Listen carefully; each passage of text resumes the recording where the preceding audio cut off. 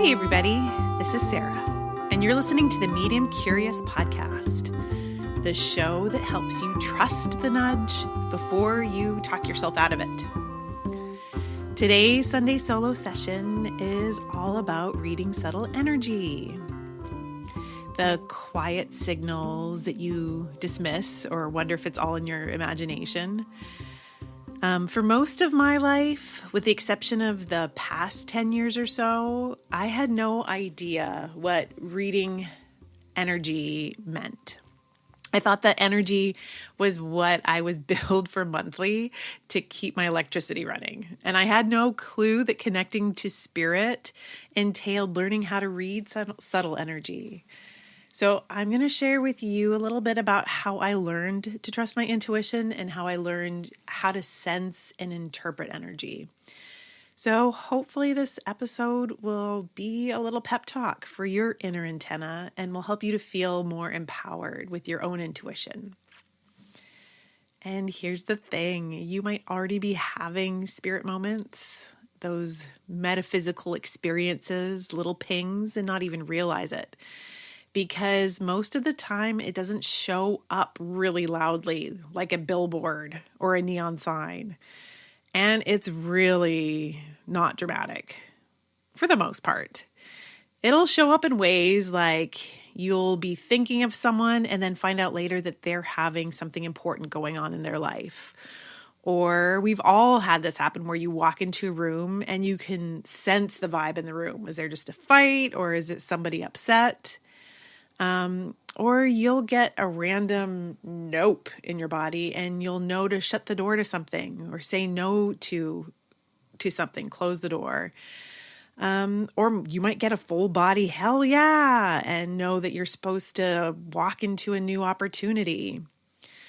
Or there might be somebody across the veil who keeps popping into your head, but you chalk it up to your imagination and immediately talk yourself out of it. Or you may not even notice it because generally our lives are really, really loud and there's so much going on and we're pretty overstimulated. Before I knew that I was a medium, before I understood that we can all tune into subtle energy, I used to listen to psychics and mediums and assume that they were getting like these crystal clear photoreal images and that hearing spirit was like a perfectly recorded voice memo. And there might be some psychics and mediums out there who experience energy this clearly. But for the most part, I don't think most do. And definitely not from my own personal experience. But until I learned more about reading energy, I had no idea how subtle, how soft and quick this information is. As a quick side note, looking back, I honestly crack up because I would be at these workshops and group readings with my BFF Eliza, fully convinced that I was just there to hang out with her and her little boy in spirit. Not, like accidentally enrolling myself in how to do this 101. So I would sit in these group meditations where we would be guided to crystal gardens and prompted to envision an encounter with our spirit guides. And my inner monologue the whole time was basically, I bet everyone is getting something and I'm not. Or this never works for me, or this is a load of crap. But at the same time, I was reading things like Eckhart Tolle's A New Earth, which was teaching me to notice the difference between my noisy, reactive mind and the calm observer, the calm witness underneath it. And that witnessing is basically the same muscle that you use to read subtle energy. And the more you practice presence and ego detachment, the easier it becomes to feel those little shifts, those tiny hits, the pops of info. And you're less likely to immediately explain them away. And I had already had a steady meditation practice. I know, meditating. I know you guys don't really want to hear that. Or maybe some of you do. And I started to feel these little bouts of elation while I was meditating. And I began weaving in more possibility language, phrases to focus on, like, I am one with all that is, or I am so much bigger than just my thoughts. And this one's really powerful. I am spirit having a human experience. And the more that I played with these ideas and these thoughts, the more often these waves of elation would show up. So I would go back to these classes and I would still think, I'm not having any of these experiences, these metaphysical experiences. And what I actually needed was a practice partner. Suddenly there was real-time feedback and a clear intention. The intention would be to connect with spirit. And that's when I started to understand how subtle energy really is. It's quiet, it's quick, and it's usually quite surprising. And it often shows up in like these little bursts, these little pops, and they're easy to miss if you're waiting for fireworks.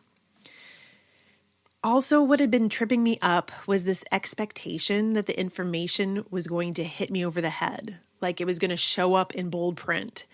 And I would have all the time in the world to digest it or to refute it, argue with it, or validate it. But that's not how intuitive information works. It comes in these quick little pops, and it's usually quiet, and it's not dramatic, and it's not scary. There's no fear that's attached to it. It's calm, it's simple.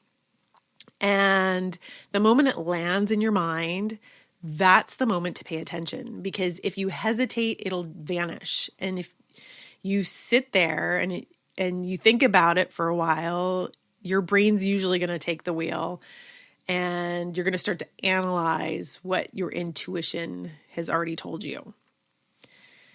One of our most recent guests, Cale Brown, was talking about this. And he described intuition, or the experiences that he had, as trying to describe a dream in words. And as soon as you try to describe it, put it to words, it starts to dissolve. It's really hard to describe a 4D experience with 3D language. And another thing that I had to learn was that expectation kills openness. The second that I'm hoping for a certain message or expecting a specific outcome, my lens starts to get tiny, and I start to filter everything through one narrow little doorway, and I will miss this whole overarching picture, the whole room. And expectation puts a ceiling on possibility, and spirit does not obey ceilings. The more I release it has to be this, the more information can actually come through. There's a good example of this. Probably about 10 years ago, I went to a Brian Weiss lecture. He's that brilliant psychiatrist and author best known for the book, Many Lives, Many Masters. And he's really known for bringing past life regression into the mainstream. So I was at this big, hundreds and hundreds of people lecture. He led all of us through a psychometry exercise. That's where you hold an object that belongs to your practice partner. And we were all supposed to pair up with somebody that we didn't know and tune into the energy of the item that we were holding and share with our partner what we were getting. So I don't really recall what I got for my partner. However, I remember what my partner got for me. She was holding a bracelet of mine, and I was sure that she was going to pick up on my grandmother because it had been my grandmother's bracelet. But instead, she said she felt horse energy. And at that time, I thought, that's crazy. I don't have horses. Like, what is she talking about? But as I've opened up over the years and have become more open-minded, I've had multiple readings where a horse has shown up. So I've never owned a horse, but I was obsessed with them as a kid. I grew up on an acreage in Alberta, Canada, and my neighbor right next to us, the acreage right next to where we were, had a lone horse in the field. And I spent so much time with this horse, just sitting on the fence and feeding her grass and petting her and talking to her like she was my very best friend. And a couple of years ago, I got a reading where a woman said this horse loved me because she was lonely and didn't have very much company, this horse. And the time I spent with her really mattered. And honestly, that hit me really hard because it was true. I did love her. And I always felt like I didn't have a right to be with her because she was my neighbor's horse and not mine. So the moments that I spent with her were really sweet and felt slightly stolen. And looking back now, that Brian Weiss exercise makes total sense. Of course, horse energy came through. And then just this past week, I was coming out of sleep. Sometimes I have a hard time sleeping and I'll play an audiobook on my phone. And I nodded off with it still playing. And right as the phrase, and I heard the phrase so clearly, "I love you so much," played, an image of my neighbor's horse popped into my head. And it was very, very clear. It looked just like her. And along with hearing, "I love you so much," came this very clear feeling and knowing, like it was coming from her. I hadn't thought about her in a long time, and it made the whole thing very, very visceral and very real. And this is such a good example of how when I was more closed off and attached to what I expected to come through, I missed what was actually there. And now that I'm much more able to go with the flow and stay curious and let the magic show up in the way that it wants to, sometimes subtle and sometimes surprising, I get so much more. There's so much more depth. There's so much more richness, and there's so much more magic. I recently gave a reading to a woman who told me that it was okay to share this story. Her dad came through with really big, huge personality and a lot of strong evidence right away. And she had said that he had never come through in a reading before. And the way he came through was incredibly apologetic. And I could feel this heavy weight of shame around him. Yet he wasn't showing me why. And she was able to immediately understand. She had told me she had done a lot of personal work and that she genuinely had nothing but forgiveness for him now. And he also wanted to show me how proud he was of her for doing all of this work in her life. And during the reading, he showed me a very specific image, a closet door with white slats. It was very, very clear. And in the moment, she couldn't recall what it meant, or it didn't ring true for her. But later she reached out and she told me that it had clicked, that she had remembered it was a closet where she used to hide as a child. And her dad had brought it up, but he didn't show me all the details behind it because I didn't need to know that. And she didn't need him to bring that up. It's what she had gone through. But it gave her the opening to say what mattered the most, which was, "I forgive you." That was something that needed to happen in this reading. And then there was a totally different energy that came through. There was these two big, vivid dragonflies. And I asked her if she could understand why they were there. And she laughed.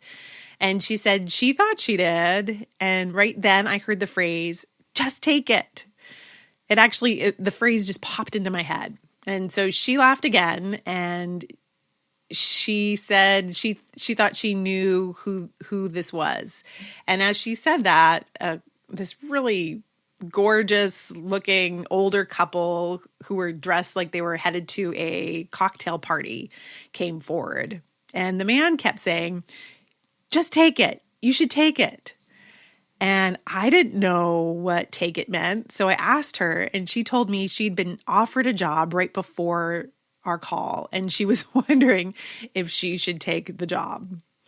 And what I love about this is that she was so open to whatever came through, including 2 random dragonflies that turned into a hilarious, fun cocktail party moment, alongside some really tender, hard things that brought closure, real closure. There are some subtle things that we can do to feel presence. And by presence, I mean that feeling of being connected to all that is, and that feeling of being guided and a part of the unseen world. Feeling presence is feeling spirit with us. And I really took note of this word presence when I heard Zanetta use it in our episode a few back that we did with them. They were talking about feeling presence in the woods when they were singing to the woods and recording the sounds of the woods. And I could feel the presence of spirit with me while we were talking about that in that episode. So I also feel presence when I'm doing readings. I also feel presence of spirit, presence of guides when I'm asking for support. And sometimes it'll feel like body signals, which are goosebumps or chills or the hair standing up on my arms. Sometimes it'll feel like a soft pressure on my head or like on my shoulder. Sometimes it'll show up in a change of emotion that I know that isn't mine, like a sudden tenderness, or I'll have a feeling of awe or a little wave of I'm not alone. And then sometimes presence will come in the form of where my attention is being guided. So I will, for not any reason that I can determine, be guided to look over at something. It might be like a word on a sign or a book on a shelf or a photo or a symbol, somewhere that I pulled to look, and there is a message in that for me. In order to feel presence, you have to be present. Your awareness needs to be in the present moment. And I know we hear so much about this, but it's really true. So practice that whenever you can. Practice it while you're walking from one room to the next. Notice how your feet feel on the ground and notice the temperature of the air. Practice engaging in all of your senses and everything you do whenever you can think of it. And this really helps. I promise. It just brings you into the present moment. And whenever you do that, you're opening your awareness to intuitive information. Fun things happen when I get present. I always feel my grandmas with me. Like the second I think of them, I can feel their presence. But I also love when I get that extra little proof that they're really here. So sometimes when I'm meditating or even just resting my eyes for a minute, I'll close them and out of nowhere, I'll catch these quick little flashes of a giraffe, like the eyelashes of a giraffe in my peripheral vision. Or the ears, or those little like giraffe antlers. And they'll show up in a real strange or subtle way. Or maybe it'll be like a giraffe stuffy. Sometimes it's just the impression of a giraffe. I asked one of my grandmas to use the sign of giraffe because it was her favorite animal. And without fail, she always does. And then it's also cool, like later on in the day, like I'll get a text from a friend of someone singing to a giraffe, or I'll see a sign with a giraffe on it. And it's like that little affirmation. Then yes, it's really true. It's really happening. And it's always surprising. And the best part is that it doesn't come when I'm trying. It doesn't come when I'm looking for it. It comes when I'm present. And when I drop the expectation and open my awareness. I shared with you in my first Sunday solo a little practice that I have, which is guided writing. And it's something that everyone can do. And it's when you get into that calm, meditative state in presence and just write. And I want to share this one from you. It's a sweet one from a number of years ago. And it starts like this. Dear brave heart, maneuver through feelings with care and adoration for yourself. Bestow upon yourself the tenderness that you would a small child. And as you deal with yourself gently, you will understand the need to approach others' humanity in the same way, knowing that everyone has to attend to the unfolding of their emotional bodies in relationship to their soul's evolution. Braveheart, this is no small undertaking. It requires the courage of generations to confront the deep feelings of being human. But great rewards come to those who are consciously aware of this process. In gratitude, we trust and bless and hover over you with loving kindness. I'll leave you with that, dear brave hearts. Some things of note, there's still room in our next session of Claire Club, which starts in January.